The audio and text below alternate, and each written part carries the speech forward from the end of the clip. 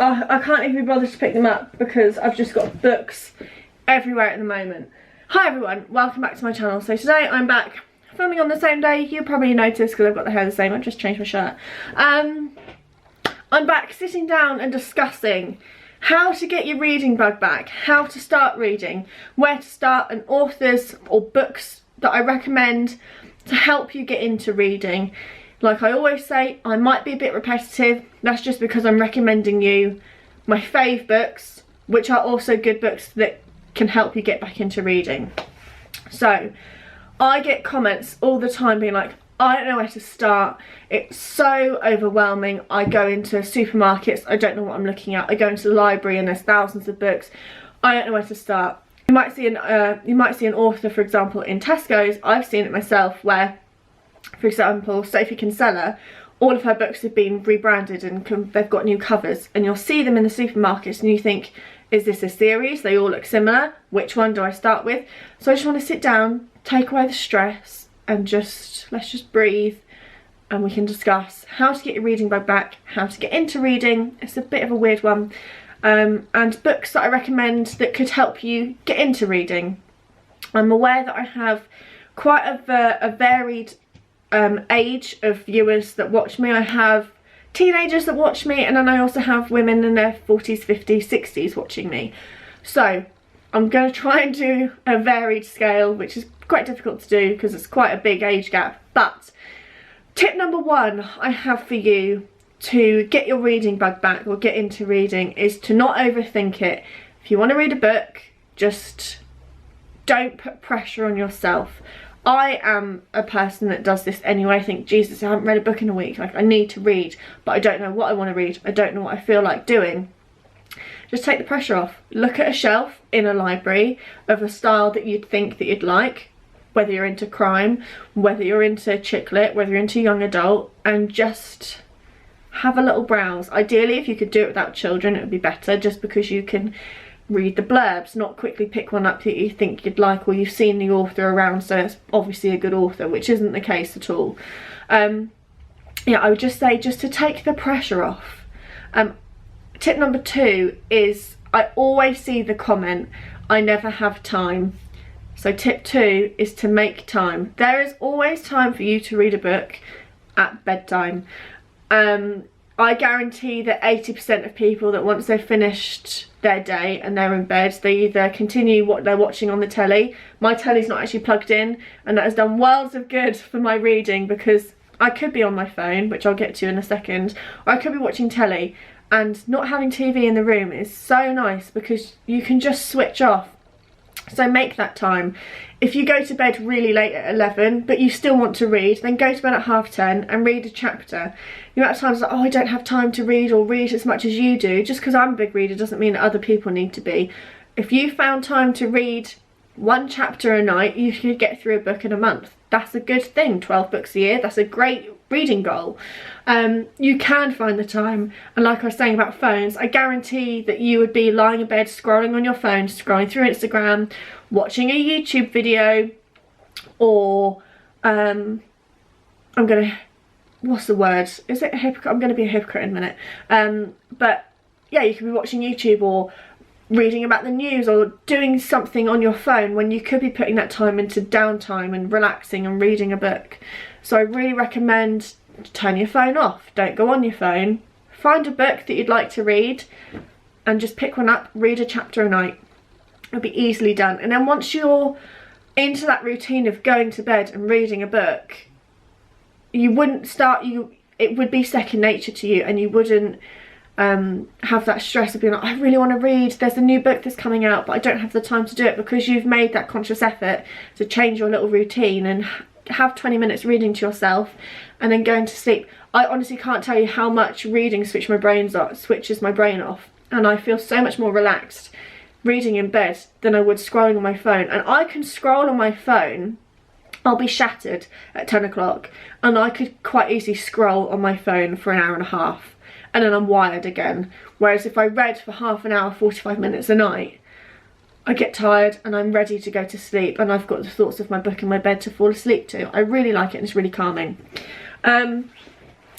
Saying that though, trying to get your reading bug back, sometimes if you're stuck in a rut and you don't know what to do, like I said, I'm going to sound like a hypocrite, but watching Booktube on YouTube it's really motivational, and really, like, you hear and see a different variety of books, and that's how I got my reading bug back massively. After I had P, when I got back into reading from when I was a teenager, I was a massive reader when I was a child, and then when you're a teenager you don't really read. I didn't anyway. I was too busy going out, playing out with my friends, going shopping, sitting on MSN back in the day, going on Bebo, MySpace, all of that stuff. I was all tech. And then I went through a bit of a shit time, got signed off of work with depression and stuff, and that's when I got back into reading. And I got back into reading through watching Booktube and watching people's recommendations and watching people get so passionate about reading. I was like, yeah, I want to get into it. I read so many different authors, American, UK, and I discovered the whole book world again, and it was incredible. So if you're feeling a bit stuck, go watch Booktube. I recommend Zoe, read by Zoe. I recommend X-Teen May. I recommend Jessie the Reader. These are all American. There's only one UK book channel that I watch, and that is We Heart Books. No, they've changed it. They're just Maddie and B. They're twins.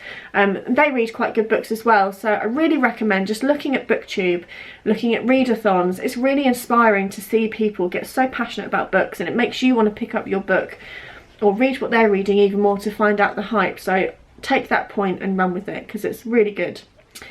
Point number 4, I would suggest becoming a part of a book club. Again, it's the same sort of thing as Booktube. Seeing and listening and watching people's progress and how they are finding it, whether you are a part of a book club like mine on Instagram where it's a private account, or you're on Goodreads. I'm sure there's like book clubs within Goodreads. I don't really use it for the interactive side, but there are like comments and stuff. I don't do it for that. I use it for tracking my reading. But Goodreads is great for a community to get together and read about books, or just find a friend. Like if you've got a brother or a sister or a mum or a friend that is into reading, why don't you two go to a supermarket or go to the library and find a book that you like the sound of, or you see it on Amazon, and get it together and you can discuss it. Like I always mention in my videos, I've got one close friend called Emmy. I've never met her in real life. She's only an hour down the road from me. But we speak all the time. We've been speaking for like 2.5 years now, and we always talk about books, and she messages me being like, what are we going to read next? And it's fun to have a little buddy where you can be like, oh my god, have you read like chapter 15? Wait until you read chapter 15 because chapter 15 is epic. And you can bounce off each other, and then at the end you do a summary and you're like, oh, what about this point? What about this point? Oh my god, blah blah blah, great, what are we going to read next? Like, it's nice to have that buddy. Sometimes in a group chat or on a book club, your thoughts can get lost amongst other people, but when you have a buddy as well, it's just lovely, and you have a friendship, and then you look back on your year and it's like, oh, we loved that book, that was great, or we can't wait for this release. So I highly recommend getting involved, speaking to people. Go to your local library. I guarantee you that there will be a book club within your local library. My local library has so many different events on each day. They have crochet and chat and knit and natter. They have so many different things, but once a month they have a book club. Yes, okay, it might be with older people, but you're still a part of a community, and that's what reading is about, is being sociable, about having the same thoughts and opinions or not, and discussing them, and it's so good for your brain. And my final tip, once and if you get into reading, is to have a little reading diary. I love mine. I started mine at the start of this month, and that motivates me to want to read more, to document it, to get my fancy pens out and tick things off. I'm a list maker. I like writing things down. What more could I want than to document my books in a written journal, discussing my thoughts, giving them a star rating, doing my little categories, getting some stickers out. Thoroughly enjoy that. So if you're stuck and you don't know where to start, why don't you just write down your top 10 books you'd like to read in the next year, or top 5 if 10's too much. Take it step by step, and I guarantee you, once you got it all written out on a page, and you're like, okay, I'd like to read this one today, go for it. My biggest tip is to not put pressure on yourself. It's easily done. I do it to myself all the time. It's not a race. It's all down to you, and the only person that's putting pressure on yourself is yourself. Does that make sense? Probably not. But If you want to read, just read. Pick one up, take the time and do it. I hope I didn't come across as too patronising in that section. I'm just really passionate about reading and I would love to help more people get involved in doing it. If you want, send me your pictures on Instagram, whether it's to my book club page or to my private page. I will get to you, I will comment and discuss everything with you, whether it be about your reading diary or the book that you've picked up or books you got from a charity shop. Again, shopping in charity shops for books is a great way to get your reading bug back. Take 10-15 minutes in a charity shop, pick out some books that you like or authors that you've heard of, read the blurb and think, yeah, I'm going to get that, it's 50p, helping the charity and also getting a nice bargain for yourself. Right, books that I want to recommend that will help you get back into reading. I haven't got that many just because I don't want to overwhelm you and I also don't want to be repeating myself, so I've picked up some different ones. One of the first books that I got from the library, bear with, because I dropped it on the floor. One of the first books that I got from the library, which sparked my chick lit reading genre. Never really heard of it before because I was just reading teen books, because that's all I was really aware of. I was in my early 20s when I started getting back into my reading after I had P. I was 22. I feel like I'm talking like I'm in my 30s. I'm not. I'm only 25. I'm going to be 26 in a month. Not this one. Awkward. This is the one. I just threw it on the floor again. This one. This, again, was a part of a book club book. So, again, you hear about it more if it's in a book club. This was the Zoella book club book. Back when she used to do that. I wish she'd bring that back again. I feel like she sold out and isn't doing it anymore. But I've found so many good books through Zoe's book club book. So this is Billy and Me. This is written by Giovanna Fletcher. Giovanna and Tom Fletcher, you've probably heard of them. Tom Fletcher, McFly, it's his wife. This is about a girl called Sophie. I'll read you the blurb. One day she successfully kept... Sophie May has a secret, one that she successfully kept for years. It's meant that she's had to give up her dreams of going to university and travelling the world to stay in her little village, living with her mum and working in the local tea shop. But then she meets the gorgeous boy, Billy, an actor with ambitions to make it to the top. And then when they fall in love, Sophie's whisked away from the comfort of her life into Billy's glamorous but ruthless world. Their relationship throws Sophie right into the spotlight after years of shying away from attention. Can she handle the constant scrutiny that comes with being with Billy? And most of all, is she ready for her secret heartbreak to be discovered with the nation? It's a really easy book. It's not too complicated, it's not too complex. The chapters aren't that big. It's just a nice book. You could read a couple of chapters, put it down, and that's what I did. And if you enjoyed it and you don't know where to start, there's a second book to this one. This one's called Always with Love, and it follows straight off from where this one ends. So if you read that and you're still feeling overwhelmed, give this one a go. This one's fine on its own, and then you can go and branch off and read something else, but this one goes well with it. So that is a good little starter, and that's how I started getting into the chick lit genre. So I really recommend that. They're nice, sweet stories.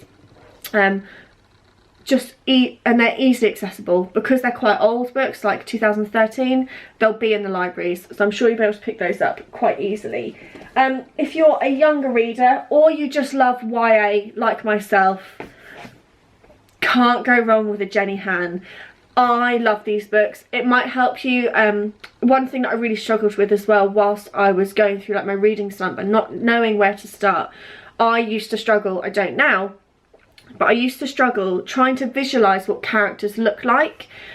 You don't need to worry about that with this because they have made these films they have made these books into films. They have released this came out last year, and they are currently filming P.S. I Still Love You. The main guy is Noah Centineo, the girl is Lana Condor, and the cast is great. So if you struggle trying to imagine what these people look like, just Google To All the Boys I've Loved Before cast and you'll see it. So, Jenny Han series, like I said, it's probably for the younger reader, but I love the films and I'd reread these in a heartbeat because they are so cutesy and just a lovely quick read. I read one of these, like the books, one a day. Obviously not in concession, but I read them very, very quickly. They are so easy to pick up, put down. So you've got To All the Boys I've Loved Before, great book. Second book, To All the Boys I've Loved Before. Third book, Always and Forever Lara Jean. This is a complete series, so again, you might want to pick up Billy and Me. Then you could flip to this. Then you could go back, if that's the sort of vibe that you're into. I personally like to finish one series and then start the next, so it's all fresh in my mind.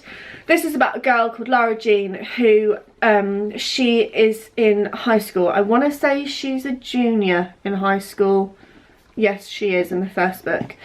She writes little love letters, which I know sounds quite cringy, but it's not. She writes little love letters when she has a crush or falls in love with a boy, and then she puts it in a hat box and puts it away, and then she moves on. I think she's written 5 in total, and they get sent out. They get sent out to her sister's boyfriend who lives next door. They get sent out to people that she met when she was smaller, and then someone that she fell in love with when she was small, but he's now like the popular guy in high school. And it's just about him receiving the letter and then making a little deal. And it's really funny, really cute. The film's done so well. I can't wait for the second film to come out. If you're younger and you want to give something a try and you don't know where to start, try these. Because it's now been released as a film, they're all out in the library, so you'll be able to pick these up quite easily. I don't know how much they are on Kindle if you're on a Kindle, but I really, really recommend the To All the Boys I've Loved Before books. They're a hug in a book. There's nothing heartbreaking really. There's nothing tragic that happens. It's just a good, easy read, and I thoroughly, thoroughly enjoy those. Again, it's a love-hate relationship. Love this book, but I hate to keep bringing it up. But if you are into chick lit, read this. This is a standalone book, and I guarantee you 100% once you've read this book you'll want to read more Paige Toon. I recommend her to everyone. When people say to me, oh my god, I want to read a book but I don't know what do I read, I just say read a Paige Toon, specifically this one, if not anything by her. This book is incredible. It's written in a completely different way. There aren't chapters, it's written in 5-year sections. So you follow the characters from when they're 5, 10, 15, 20, 30. I think we got up to 40. And it's about 2 characters. It's only viewed in one POV, but it's about a girl called Nell and the main guy called Van, and they are childhood friends, and we see them grow up through the 5-year periods. That's why it's called 5 years from now. We see them go through so many different aspects of your life within that time frame. So 15, you're at high school. 20, you're at university or finishing university. 25, you are potentially making lifelong plans like having children, getting married, all of that.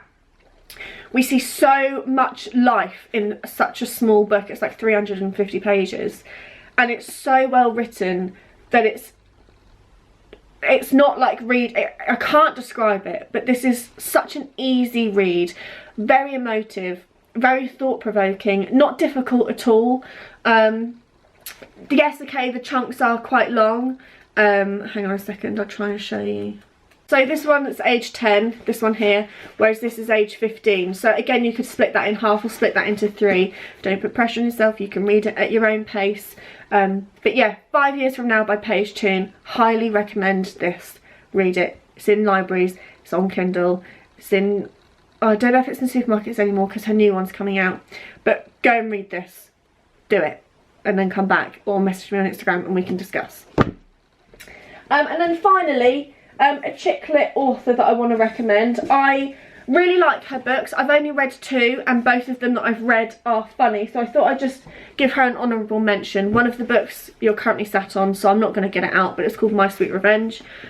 She brings a new one out every year, so you've got like, if you like the book, you'll know that once a year she's going to bring out a new one, so you'll always have one to read. Same with Paige Toon. Jane Fallon. That's not a good cover to show you. Let's show you this one. I've done a book review on Jane, so if you want to find out more, I've done a book review on the Paige Toon one as well. I've actually spoken about all of these books before on my channel. Jane Fallon. I've got a dry throat, I've been talking for like an hour.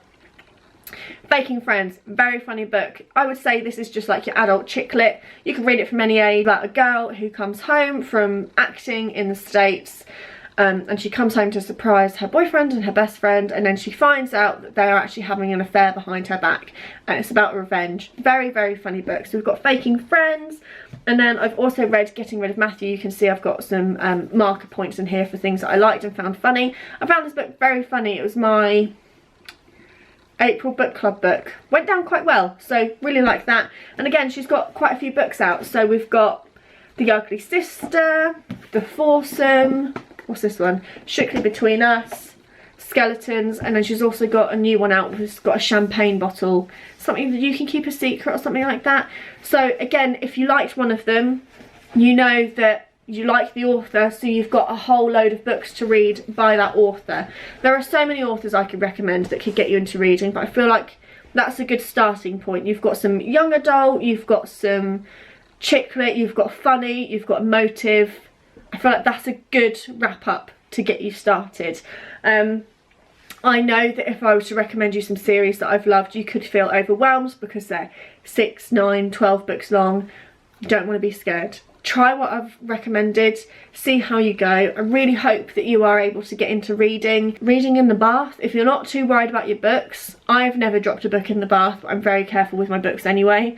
Read in the bath, just sit on the sofa, light some candles. It's all about your setting, and like if your husband or your partner is going out to play football for an hour and a half or go and watch it, I thoroughly enjoy that time when Neil's away or he's out doing whatever he wants to do. Pea's in bed and I just have my time reading, and it takes me away. If I've had a shit day, reading just takes me away and gets rid of all my rubbish, and I can just go to a different world and read about them and their life, and it's just great. I really hope this video has helped you in some way, shape or form. Leave me a comment below, let me know if it has. Let me know if you've got any tips to help you get into reading, and obviously people can see that down in the comments, and we can all help each other get on the reading ban. No, get on the reading wagon. I have now got all of my books to tidy up because I've been filming for an hour and a half. So I really hope you've enjoyed today's video, and I will see you all in my next one. Bye.